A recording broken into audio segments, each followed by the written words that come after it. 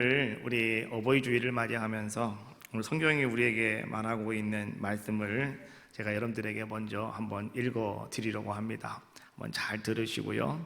정말 여러분들에게 그 말씀이 아름답게 심어지는 귀한 시간 되어야 할 줄로 믿어요.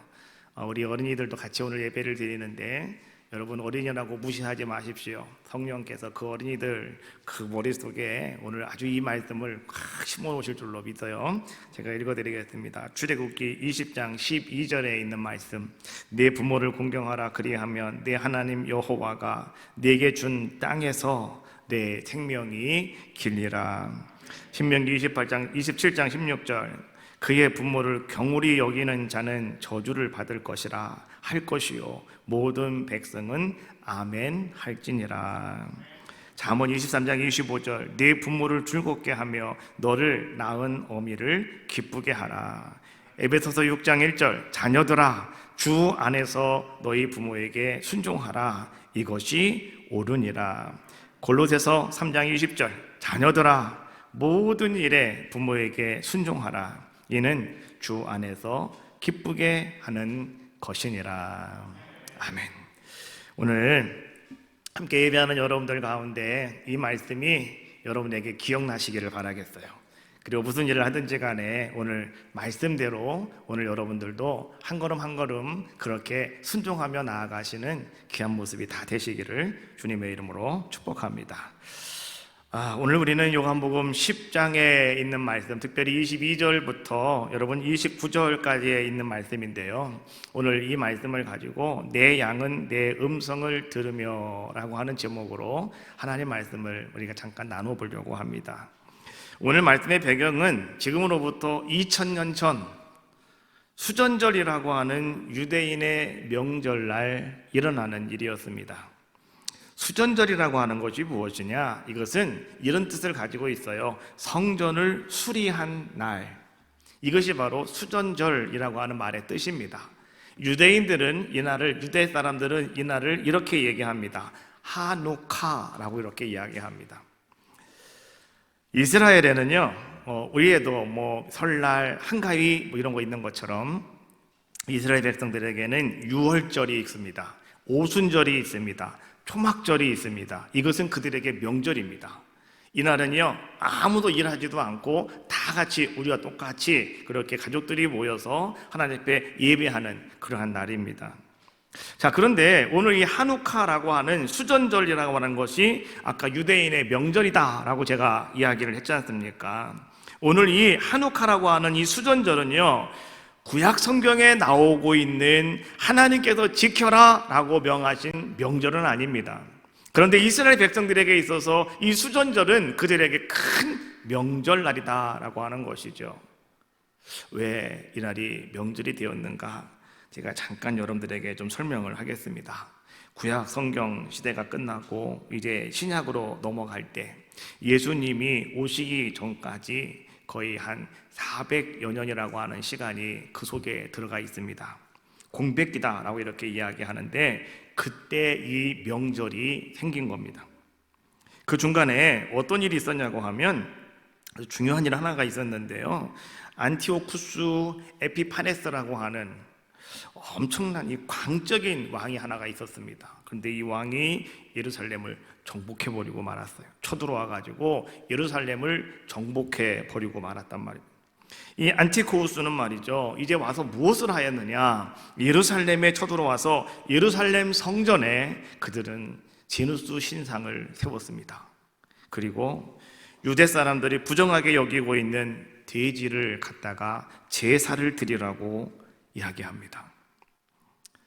유대인들이 우리는 부정한 것을 가지고 제사를 드릴 수가 없다.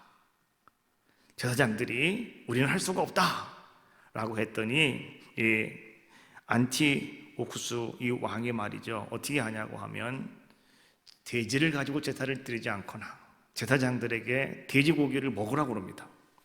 안 먹으면 그 사람들을 무자비하게 다 죽여버리고 말았습니다. 또 오늘 이 안티오쿠스는 말이죠 구약 성경을 다 그냥 불태워버렸습니다. 그리고 유대 민족들에게 가격하게 이 헬라화 정책을 갖다가 막 쓰는 그런 자의 모습이었다라고 하는 것이죠. 그러다가 보니까 많은 유대인들 가운데 이제는 무엇인가 격분한 사람들이 생기게 되었고, 특별히 유력한 마카비 가문의 형제들이 군사를 모았습니다. 그리고 그들이 이제는 이 안티오쿠스를 대항해서 독립전쟁을 치르게 되죠. 몇 년간의 혈투 끝에 마침내 이 마카비 군대가 승리하게 되었고, 이제는 예루살렘에서 그들은 다 도망갈 수밖에 없는, 승리하였기에 다시 이제는 그들이 예루살렘 성을 회복하는, 성전을 회복시키는 그런 자들의 모습이 되었다는 거죠. 그때에 이 정복군들이요 다 더럽혔던 성전을 깨끗하게 다시 정돈을 하고, 그리고 이제 그들이 하나님 앞에 다 모여가지고 아름답게 예배를 드린 그날이 바로 유대인들이 말하는 하누카라고 하는, 오늘 성경이 우리에게 말해주고 있는 수전절이었다라고 하는 겁니다. 그래서 그 이후로 이스라엘 백성들은 이 수전절을 자기들만의 큰 명절로 그들은 지키고 있었다라고 하는 겁니다. 이 수전절의 명절을 지키기 위해서 지금 사람들이 북적거리고 있는 예루살렘 성전을 오늘 예수님께서 거닐고 계셨다. 이것이 요한복음 10장 22절부터 시작되어지는 말씀의 배경입니다. 그런데 유대인들이 몰려와서 예수님을 에워싸고 예수님께 질문을 하죠. 그것이 10장 24절에 있는 말씀이에요.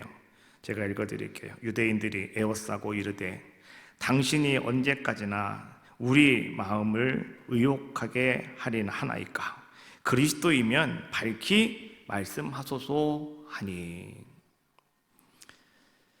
유대인들은요 어떤 자들의 모습이었냐고 하면 예수님을 그리스도로 받아들이지 않는 사람들이었습니다.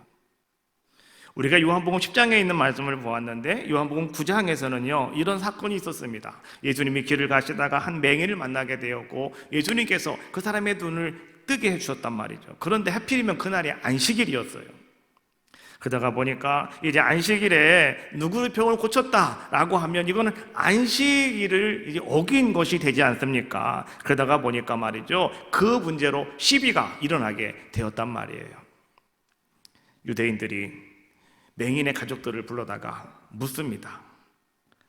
이 아들을 고쳐준 자가 누구냐? 네 아들이 눈을 떴는데 이거 행한 사람이 누구냐? 라고 이렇게 이야기를 하죠. 그런데 이 맹인의 가족들은 말이죠 예수님께서 고쳐주셨습니다 이 말을 못합니다. 뭐라고 이야기합니까? 그 아이도 성인이 됐으니 가서 그 아이에게 물어보십시오 라고 이야기하면서 가족들이 말이죠 예수님입니다 라고 하는 말을 확실하게 하지 못하는 그러한 모습을 성경은 우리에게 보여주고 있어요. 왜 그랬을까?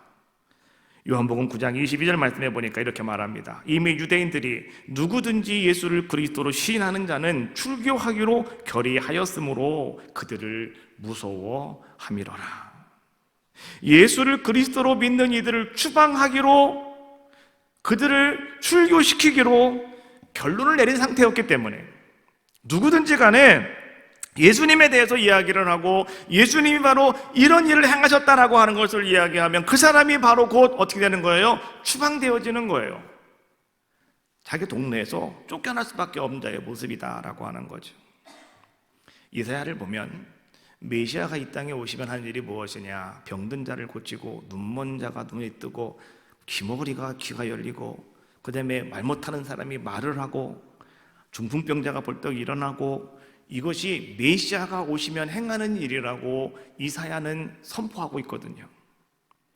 그러니까 오늘 이 맹인의 가족들은요 예수님이 하셨다 그러면 그분이 메시아다 이거 증인이 되는 거잖아요. 그러니까 그들이 말을 못하고 그냥 어물쭈물 하면서 그 아이에게 가서 물어보라고 이야기하는 그러한 모습이었다라고 하는 겁니다. 유대인들은요 예수가 그리스도일 리가 없다, 예수가 메시아일 리가 없다라고 하는 확고한 생각이 그들 마음속에 꽉 자리를 잡고 있습니다. 그래서 그들은 이렇게 결론을 내렸죠. 예수는 그리스도가 아니다. 예수는 그리스도가 아니다. 어느 시대마다 내가 메시아다라고 말하는 그런 사람들이 가끔 한 명씩 나타납니다. 그러나 여러분 알고 계십니까? 그렇게 스스로 내가 메시아다라고 주장하는 사람들은요 99% 메시아가 아니었다는 겁니다. 메시아는 자기가 말하는 게 아닙니다. 누군가가 이 사람이 메시아다라고 증인이 되어주는 겁니다. 그것이 바로 메시아가 되는 거 아니겠습니까? 예수님께서는요 나는 메시아다라고 예수님 스스로가 밝힌 적은 한 번도 없습니다. 보면 알지 않느냐, 네가 그렇게 믿으면 맞다 이렇게 말씀하셨지 내가 메시아다라고 예수님이 말씀하신 적은 한 번도 없더라라고 하는 거죠. 그죠? 예수님이 메시아시다라고 하는 것은 어떻게 오늘 우리에게 증거되어지고 있냐고 하면 예수님을 만난 사람들이 그렇게 증언해주고 있더라라고 하는 겁니다. 안드레가 자기 형제 베드로를 예수님께로 인도할 때 안드레는 이렇게 말합니다. 요한복음 1장 41절 그가 먼저 자기 형제 시몬을 찾아 말하되 우리가 메시아를 만났다 하고, 메시아는 번역하면 그리스도더라. 안드레가 자기 시몬에게 내가 메시아를 만났다, 그분이 누구라는 거예요? 예수님이다, 예수님께로 가보자 라고 이야기하는 거죠. 예수님께서 사마리아 한 우물가에 가셨을 때 거기서 한 여인을 만나게 됩니다. 그때 그 여인이 뭐라고 말합니까? 요한복음 4장 25절 말씀해 보니까 여자가 이르되 메시아 곧 그리스도라 하는 이가 오실 줄을 내가 아나이다. 그가 오시면 모든 것을 우리에게 알려주시리이다. 이렇게 그 여자가 말을 하는데요, 나중에 그 여자가 이렇게 말합니다. 49절에 내가 행한 모든 일을 내게 말한 사람을 와서 보라, 이는 그리스도가 아니냐. 이 여자가 예수님 만나고 말이죠, 물동이를 버려놓고 동네에 들어가 사람들에게 지금 그렇게 얘기하고 있는 거예요. 와서 봐라, 내가 만난 이분이 바로 메시아라고, 그리스도라고 오늘 그는 외치는 자의 모습이었다라고 하는 겁니다. 우리가 잘 알고 있는 것처럼 베드로가 신앙 고백하는 거 알고 계시잖아요. 시몬 베드로가 대답하여 이르시되 주는 그리스도시요 살아계신 하나님의 아들이시나이다. 베드로가 고백을 하고 있는 겁니다. 주님은 메시아시라고, 그리스도시라고 그는 고백을 하고 있는 거죠. 누가복음 23장 47절 말씀해 보니까 이방인이었던 백부장이 오늘 예수님 십자가에 돌아가시는 모습을 바라보며 그 사람이 하는 얘기가 뭐라고 이야기합니까? 하나님께 영광을 돌리며 이르되 이 사람은 정녕 의인이었다 하고, 의인, 바로 그 사람이 메시아를 얘기하는 거 아니겠습니까? 바로 이렇듯 오늘 모든 사람들을 통해서 예수님이 메시아시다, 예수님이 바로 그리스도이시다 라고 하는 것을 사람들이 이야기하고 있음에도 불구하고 유대인들은 그것을 받아들이지를 않아요. 그래서 오늘 예수님께 찾아와서 말하는 겁니다. 우리의 마음을 의욕하게 하려나이까 언제까지? 그러니 당신이 그리스도이라면, 당신이 그리스도이시라면 지금 밝히 말하십시오. 내가 그리스도라고 당신 입으로 이야기하라 라고 오늘 유대인들이 예수님께 와서 이렇게 따지고 있는 모습을 성경은 우리에게 보여주고 있는 거죠. 그때 예수님이 이렇게 말씀하셨어요. 26절 27절 너희가 내 양이 아니므로 믿지 아니하는도다. 내 양은 내 음성을 들으며 나는 저희를 알며 저희는 나를 따르느니라. 나는 하나님께로부터 왔고 내가 하는 모든 말들은 다 내 말이 아니라 하나님 말씀이고, 그리고 그분은 지금도 나와 함께 하셔서 내가 행하는 모든 일을 봐라, 이거 내가 하는 것이 아니라 하나님이 나를 통해서 지금 그 일을 하고 계시지 않느냐. 그런 의미에서 나는 하나님의 아들이다. 그래서 인자는 이렇게 예수님은 말씀하고 계시는 거잖아요. 그런데 왜 너희는 이 모든 표적을 보고도, 이 모든 일들을 바라보고도 왜 너희는 믿지 않느냐? 보고도 왜 너희는 그것을 받아들이지 않느냐? 이유가 무엇인지 아느냐? 그것은 너희는 내 양이 아니기 때문에 그렇다. 양은 목자의 이야기를 듣는데, 목자의 음성을 들을 줄 아는데, 너희들은 내 양이 아니라 내가 아무리 얘기해도 너희는 그 말을 듣지를 못하는구나. 그래서 보고도 깨닫지 못하고 듣고도 믿지를 못한다고 오늘 예수님께서는 그렇게 말씀해 주고 계시는 거죠. 이것은 마치요, 오늘 우리가 교회 생활을 열심히 하고 여러분들이 몇십 년 동안 신앙생활을 하면서 여러분들이 신앙생활을 잘하며 교회를 다녔지만, 그러나 여러분 성경에 보니까 예수님은 이렇게 말씀하셔요. 추수때가 되어지면 주인의 손에 골라 내어져서 불상름 당하는 것들이 있대요. 알곡과 가라지의 비유를 통해서 뭐라고 말씀하십니까? 알곡은 들여 창고에, 가라지는 모아서 불 속에 들어가느니라. 그때에는요, 그런 일이 있다는 거예요. 우리가 아무리 열심히 여러분 신앙생활 잘하고 열심히 믿음생활을 잘했다 하더라도요, 그런데 그날에 주님이 우리에게 이렇게 말씀하실 수도 있다는 거예요. 마태복음 7장 22절과 23절에 있는 말씀입니다. 그날에 많은 사람이 나더러 주여 주여 우리가 주의 이름으로 선지자 노릇하며 주의 이름으로 귀신을 쫓아내며 주의 이름으로 많은 권능을 행하지 아니하였나이까 하리니, 그때에 내가 저희에게 밝히 말하되 내가 너희를 도무지 알지 못하니 불법을 행하는 자들아 내게서 떠나가라 하리라. 이 말씀을 그때 주님이 우리에게 하실 수도 있다, 이런 얘기예요. 그러면 오늘 주님께서 이 말씀을 우리에게 왜 하고 계실까요? 우리가 주님의 양이라면 주님의 음성을 들을 줄 알아야 된다, 이 말씀이에요. 못 들으면 우린 주님 말씀하신다는 거예요. 나는 도무지 너를 알지 못하겠다. 불법을 행하는 자여 떠나라. 주님은 그렇게 그때에 말씀하신다는 거죠. 구약시대에 보면 유명한 대제사장 한 사람이 나오는데, 그 사람은 엘리 대제사장입니다. 그는 제사장이었고 그는 선지자였습니다. 그리고 그는 하나님께서 말씀을 주시면 그 말씀을 이스라엘 백성들에게 선포할 수 있는 영광을 가진 자의 모습이었습니다. 그는 대제사장으로서 백성들의 죄를 대신해서 홀로 하나님이 계신 시은소에 들어가서 하나님을 아련하고 하나님 말씀을 듣고 그들의 죄를 다 사해주는 특권을 가진 사람이 누구였느냐? 바로 그가 엘리 대제사장이었습니다. 근데 그에게는 두 아들이 있었는데, 하나는 홈리라고 얘기하고 하나는 비느하스라고 이야기를 하죠. 그들도 아버지의 뒤를 이어서 제사장의 직분을 감당하고 있었습니다. 그런데 성경은 이렇게 말합니다. 그들은 방탕했다. 하나님을 믿지 않는 제사장들이었고 하나님을 두려워할 줄 모르는 불량자들이었다고 성경은 그렇게 말씀해 주고 있더란 말이죠. 블레셋과의 전쟁이 일어났는데 이스라엘이 패하게 되니까 오늘 이 홈리와 비느하스가 돌아와가지고 하나님의 법궤를 어깨에 메고, 우리가 이 법궤를 가지고 나가면 싸움에 승리할 수가 있다고 믿고 그들이 법궤를 가지고 나갔다가 그들은 그만 그 싸움에서 큰 실패를 하고 말죠. 여러분, 법궤라고 하는 것이 뭔지 아십니까? 하나님의 임재를 상징하는 것이 바로 법궤였습니다. 그래서 이스라엘 백성들에게 이 법궤는 특별한 의미가 있습니다. 그들이 법궤를 앞세우고 범람하던 요단강으로 들어갔더니 그 범람하던 요단강이 멈추고 갈라졌습니다.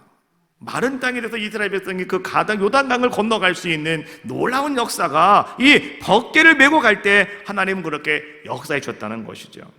또 이스라엘 백성이 가나안 땅에 들어가서 정말 견고한 성 여리고성을 바라보면서 이 법궤를 메고 그들이 돌았더니 일순간에 여리고의 성벽이 무너져 내리는 놀라운 역사를 하나님은 보여주셨습니다. 그것이 바로 그들이 어깨에 메고 나가는 법궤였다라고 하는 겁니다.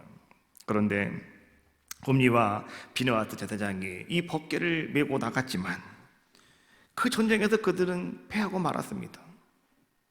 왜요? 방탕했기 때문에, 하나님을 믿지 않았기 때문에, 불량했기 때문에 하나님은 전쟁에 패하게 만드셨고 그 법궤는 블레셋 군대에 빼앗겨 버렸고 그들은 그 전쟁에서 죽음을 맞이하는 그러한 비극을 맞게 되었다는 겁니다. 전쟁의 소식을 목마르게 기다리고 있던 엘리 제사장은 말이죠, 의자에 앉아 있다가 소식을 듣게 됩니다. 법궤를 빼앗겼습니다. 우리가 전쟁에서 졌습니다. 그리고 당신의 두 아들이 죽었습니다 라고 하는 이야기를 듣자마자 놀라가지고요, 의자에서 일어나다가 넘어져서 목이 부러져 죽었다고 성경은 말씀해주고 있죠. 더 나아가서 그의 둘째 며느리가 이제는 아기를 낳게 되었는데 너무나 산통이 심해져서 말이죠, 이제는 그 산통에 그 둘째 며느리는 이 죽음에 다다르게 되지요. 그때 사람들이 산모가 죽으려고 하니 빨리 우리가 이름이나 쳐주자. 그래서 죽기 전에 아이 이름이나 한번 불러보고 죽게 하자. 그래서 가문의 이름에 따라서 이름을 막 지어주려고 했더니 그때 그 둘째 며느리가 이렇게 말하죠. 이름은 내가 짓겠습니다 하고요, 이가봇이라고 하세요 하고 이 둘째 며느리는 죽어버리고 말았어요. 이가봇, 하나님의 영광이 이스라엘에서 떠났다. 그 이름을 줬다는 거예요. 하나님의 영광이 떠났다. 하나님의 영광이 우리 가정에서 떠났다. 하나님의 영광이 내 인생에서 끝났다, 떠났다. 하나님의 영광이 우리 가문에서 떠났다. 이런 이름을 짓고 이제 둘째 며느리는 죽게 되었다라고 하는 것이죠. 하나님께서 부르신 종의 집안입니다. 축복의 가정입니다. 그런데 어찌하여 하루아침에 오늘 이 가정이 이렇게 저주의 가문으로 바뀌어버리고 말았을까요? 이 비극이 과연 어디부터 시작되었다고 여러분들은 생각하고 계십니까? 이 비극의 시작을 성경은 우리에게 분명하게 잘 가르쳐주고 계시는데 그것이 바로 사무엘상 3장 1절에 있는 말씀이죠. 아이 사무엘이 엘리 앞에서 여호와를 섬길 때에는 여호와의 말씀이 희귀하여 이상이 흔히 보이지 않더라. 엘리 앞에서 여호와를 섬길 때, 이 말은 뭐냐고 하면 엘리 대제사장이 이제는 그가 있을 때 그런 얘기입니다. 그런데 그때 어떻다는 겁니까? 여호와의 말씀이 희귀하였다, 이상이 흔히 보이지 않았다. 하나님 말씀은 언제나 말씀하고 계시는데 그 말씀이 귀에 안 들어왔다, 이런 얘기죠. 무슨 말씀 전혀 들을 수가 없었다라고 하는 것을 이야기해 주는 거 아니겠습니까? 오늘 이 시대에 우리 믿는 모든 사람들에게 여러분 가장 큰 비극이 뭔지 아십니까? 하나님의 음성이 오늘 우리에게서 심해지고 있다라고 하는 겁니다. 이것이 가장 큰 비극이다라고 하는 사실을 여러분 분명히 아셔야 됩니다.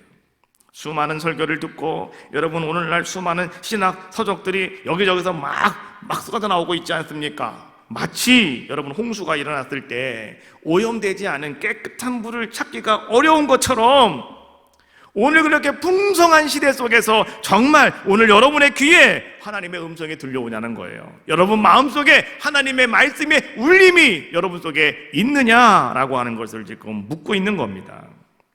말씀을 읽을 때, 여러분 기도를 할 때 하나님께서 오늘 여러분의 이름 부름의 그 소리가 들려오시냐는 거예요. 하나님의 음성이, 오늘 주님의 음성이 여러분에게 있습니까? 라고 하는 거예요. 수많은 사람들이 예배를 드리고 하나님 앞에 나와서 봉사를 하며 헌신한다고 합니다. 그리고 직분을 받고 나는 예수 믿은 지가 오래되었다고 여러분의 연수를 자랑할 때가 얼마나 많이 있습니까? 그러나 여러분 명심하셔야 돼요. 엘리 대제사장에게도 하나님의 음성이 희귀해서 그 집이 멸망당했다. 하나님께로부터 저주를 받았다. 성경은 지금 그것을 우리에게 말씀해 주고 있는 겁니다. 우리의 직분과 하나님의 음성이 들리는 것과는 아무런 상관이 없을 수도 있다라고 하는 것이죠. 내가 이런 직분을 받았기 때문에 나는 괜찮아, 이러면 안 된다는 거죠. 우리는 늘 어떤 자의 모습이 되어야 될까요? 주님 말씀하셨죠. 그러므로 깨어 있으라고요. 주님 말씀 듣기를 사모하셔야 된다고요. 음성이 들려오지 않으면, 주님의 음성이 들려오지 않으면 나는 주님의 양이 아니라니까요. 그래서 우리는요, 버림받을 수밖에 없는 그런 자들의 모습이 되어지는 것, 바로 그것이 비극 중에 비극이 된다라고 하는 겁니다. 양은 자기 목자의 음성을 인식합니다. 그래서 그 음성을 듣고 양은 그 목자를 따라가는 겁니다. 여러분 그렇지 않습니까? 오늘 여러분들은 주님의 음성을 듣고 따라가십니까? 부활하신 주님은 막달라 마리아에게 마리아야 그 이름을 불러주셨습니다. 오늘날도 성령을 통해서 지금도 역사하고 계셔요. 그 소리는 지금도 열심히 주님은 여러분들에게 말씀하고 계시고 그 소리가 우리에게 들려오고 있다는 거죠.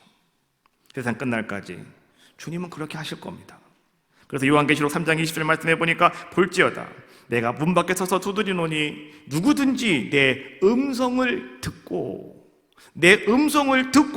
문을 열면, 이게 중요한 거예요. 음성이 안 들리면 문을 못 열어요. 그러면 오늘 그 사람은 주님이 들어올 수도 없고 주님과 더불어 먹을 수도 없다. 문을 열면 내가 그에게로 들어가 그로 더불어 먹고 그는 나로 더불어 먹으리라. 먹고 먹으리라. 이 말씀을 우리에게 주고 있잖아요. 이게 뭐예요? 기쁨이 충만할 것이다. 이런 말씀을 해주고 있는데, 그러나 못 들으면 못 연다는 거잖아요. 그래서 우리는 어떤 자가 되어야 되느냐? 듣는 자가 되셔야 된다. 내 양은 내 음성을 들으며. 여러분 이 말씀 붙잡고 여러분들은 고민하셔야 되는 거죠. 유튜브를 보다가 영상 하나를 보게 되었는데요, 오픈도어 선교회에서 만든 영상입니다. 마음을 그걸 보는 동안 저는 참 몇 가지 이제 마음에 생각하는 것이 있었어요. 어려서 매일매일 부르던 복음성가였습니다. 그런데 저는 그 복음성가가 그냥 우리나라에서 어떤 분이 만든 그냥 복음성가인가 보다 생각을 했는데 그게 아니었더라고요. 이분은 인도의 샌다 싱이라고 하는 목사님의 이야기인데요, 오늘 그 이야기가 영상으로 만들어져 있는 것이었어요.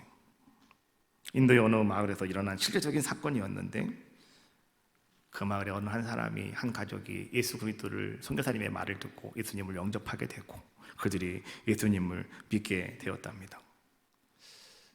마을 사람들이 그 사실을 알고 이제는 화가 나서 이 사람을 마을 광장으로 끌고 갔습니다. 그리고 주장이 그 남자에게 이렇게 말했대요. 오늘 우리 마을은 예수 믿으면 안 돼. 그러니 네가 오늘 나는 예수 믿지 않겠다고 부인한다면 오늘 너희 모든 식구는 아무 문제가 없겠지만, 그러나 네가 부인하지 않으면 오늘 너의 자녀들부터 죽을 줄 알아라. 다 죽을 줄 알아라. 그러면서 그 아들 둘을 세워놓고요, 어떻게 할 것인가 오늘 남자에게 물었답니다. 그때 이 남자는 뭐라고 말을 해야 될지 몰랐대요. 근데 그가 전에 예수님을 처음 믿을 때, 처음 예수님 만났을 때 불렀던 가사가 떠올랐답니다. 자기가 만들었던, 자기가 주님 만나고 나의 삶을 드리기로 처음 결심했을 때 자기가 작곡한 복음성가, 노래, 이 노래 가사가 떠올라서 그는 그 노래를 불렀대요. 주님 뜻대로 살기로 했네. 주님 뜻대로 살기로 했네. 주님 뜻대로 살기로 했네. 뒤돌아서지 않겠네. 그랬더니 그 주창이 두 자녀를 죽였답니다. 처참하게 보는 앞에서 죽였대요. 다시 그 아내를 세워놓고 또 물었답니다. 어떻게 할 것이냐? 내가 예수를 부인한다면 너의 부인을 죽이지 않겠다. 그랬더니 이 사람은 아무 말 하지 않고, 이 세상 사람 날 몰라줘도, 이 세상 사람 날 몰라줘도, 이 세상 사람 날 몰라줘도 뒤돌아서지 않겠네. 그때 부인도 죽임을 당했답니다. 마지막 세 번째로 이제는 살기가 왕성한 그 사람들이 그 남자를 바라보며 이렇게 얘기했대요. 한 번 더 기회를 주겠다. 네가 정말로 오늘 여기서 예수를 부인한다면 넌 살려주겠다. 그랬더니 그 사람이 마지막 노래를 불렀대요. 세상등 지고 십자가 보내. 세상등 지고 십자가 보내. 세상등 지고 십자가 보내 뒤돌아서지 않겠네. 그리고 그 남자도 거기서 죽임을 당했다라고 하는 이야기입니다. 자, 오늘 이야기를요 영상으로 한번 잠깐 보시고 정리하도록 하겠습니다. 보겠습니다.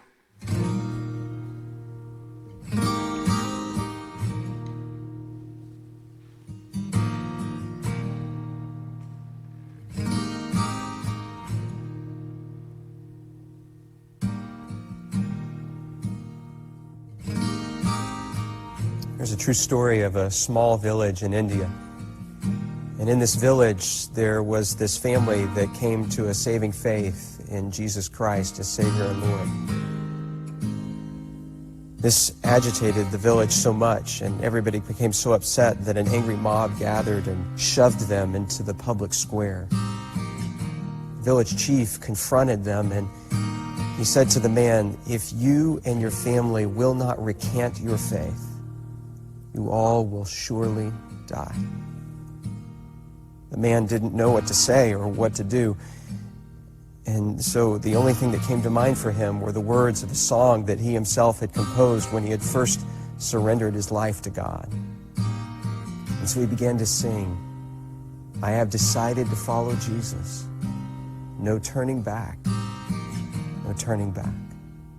And with that, horrifically, his children were killed. I have decided to follow Jesus. I have decided to follow Jesus.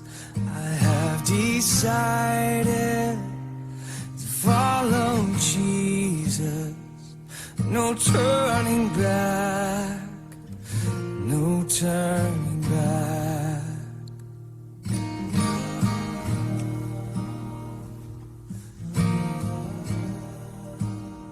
He was given another chance, this time with his wife's life on the line. And yet he continued to sing, "Though none go with me, still I will follow. No turning back, no turning back." Though none go with me, still I will follow.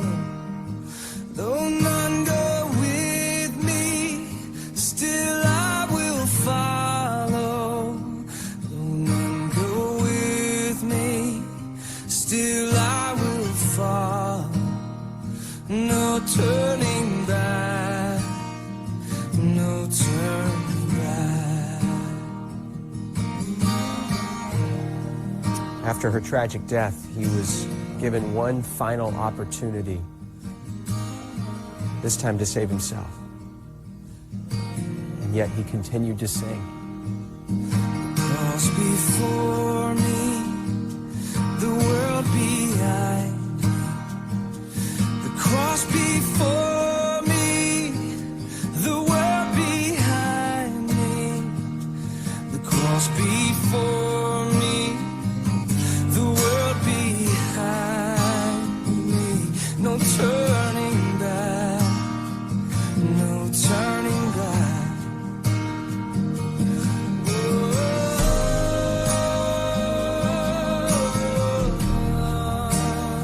Even though that man and his family died on that day, something remarkable happened.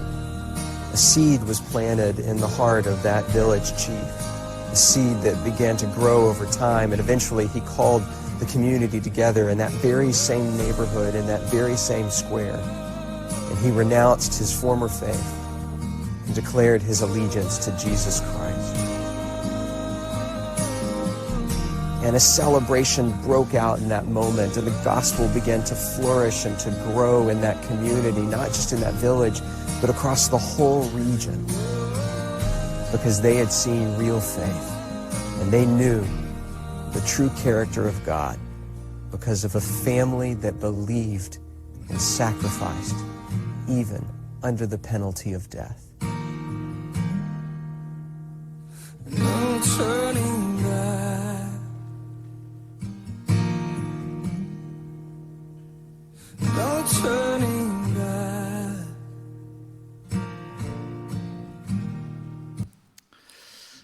그 남자와 가족들은 그날 다 목숨을 잃었지만은 이제 그곳에 놀라운 일이 있었다라고 하는 것이죠. 그 추장의 마음에 복음의 씨앗이 심겨졌고 그 씨앗이 자라나서 결국은 마을 사람들을 다 강장으로 불러놓고 이제 자기의 우상을 다 갖다 버리고 예수 그리스도를 믿기로 이제 결심하였다 선포하는 이런 놀라운 일이 일어났다라고 하는 거죠.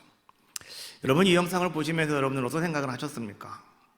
오늘 이 한 사람, 이 한 가족이 자, 어떻게 이렇게 할 수가 있었을까? 만약 그것이 우리들의 모습이라면 여러분은 어떻게 하시겠습니까? 과연 난 그렇게 할 수가 있을까? 근데 여러분, 우리가 분명히 아실 것은 주님의 음성을 듣는 사람은 그렇게 한다는 거예요. 주님의 음성을 듣는 사람은 그렇게 간다는 거예요. 예수님의 증인이 된다는 거예요. 죽음보다도 주님의 그 음성이 내게 들려오면 우리는 능히 그것을 감당하며 나갈 수 있는 믿음의 사람이 되어진다는 거예요. 스데반 집사가 돌에 맞아 순교하게 되었을 때 정말 스데반 집사가 자기를 향해서 막 그렇게 막 혈기가 왕성해서 돌을 던지는 사람들의 얼굴을 바라보면 아마 어떻을까요? 아마 사자와 이리와 늑대 같은 사람들처럼 보이지 않겠습니까? 근데 스데반 집사는 그 사람들을 바라보는 것이 아니라 눈을 들어 하나님을 바라보았대요. 그곳에 하나님 보좌 우편에 예수님이 계신 것을 보았대요. 아마 주님이 하시는 말씀이 귀에 들려왔겠죠. 그래서 스데반은 저들을 용서해달라고 기도하며 성경은 스데반이 죽었다라고 말하지 않고 스데반이 잔이라라고 말씀해주고 있는 거예요. 자, 오늘 말씀을 정리하려고 합니다. 오늘 우리들에게 여러분 중요한 것, 내 양은 내 음성을 들으며, 이 말을 기억하셔야 돼요. 주님의 음성을 듣는 여러분들이 다 되시기를 주님의 이름으로 축복합니다. 이런 모습이 있을 때 그 사람이 주님의 음성을 들을 수 있는 하나님의 어린 양이 되어지더라라고 하는 거죠. 이런 사람들에게 이렇게 주님 말씀하셨어요. 요한복음 10장 28절, 내가 그들에게 영생을 주노니 영원히 멸망하니 아니할 것이요 또 그들을 내 손에서 빼앗을 자가 없느니라. 할렐루야. 오늘 이런 놀라운 은혜가 여러분이 주인공이 되시고, 오늘 나는 들었습니다, 내가 보았습니다, 내가 증인 되겠습니다, 여러분 그런 아름다운 은총이 여러분 가운데 임하시기를 주님의 이름으로 축복합니다. 자, 우리 찬양 한번 합시다. 주님 뜻대로 살기로 했네. 한번 여러분들도 한번 깊이 생각하시면서 돌아보시면서 찬양하고 통성으로 기도하겠습니다.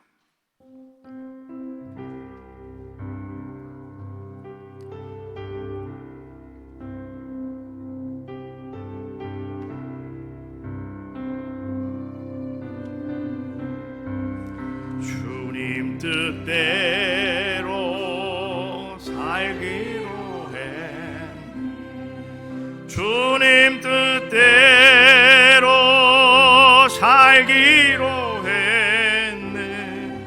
주님 뜻대로 살기로 했네. 뒤돌아서지 않겠네. 이 세상 사람 날 몰라줘도, 이 세상 사람 날 몰라줘도, 이 세상 사람 날 몰라줘도 뒤돌아서지 않겠네. 세상 등지고 십자가 보내. 세상 등지고 십자가 보내. 세상 등지고 십자가 보내. 뒤돌아서지 않겠네. 다 같이 통성으로 기도합시다.